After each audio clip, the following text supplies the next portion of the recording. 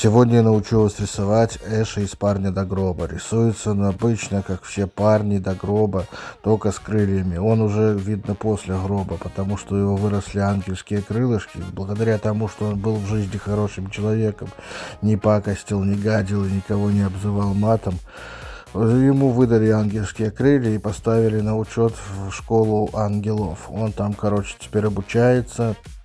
И всех, кто до гроба доходит, он их там проинспектирует, кто куда должен распределиться, кто в котел гореть, кто, как говорится, в рай.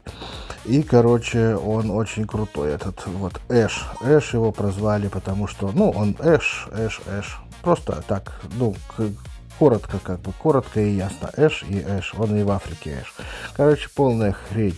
Выглядит он нормально, так симпатично, светловолосый такой паренек, одет в такой вот простыночкой и укрылся, чтоб срам не торчал, и ходит.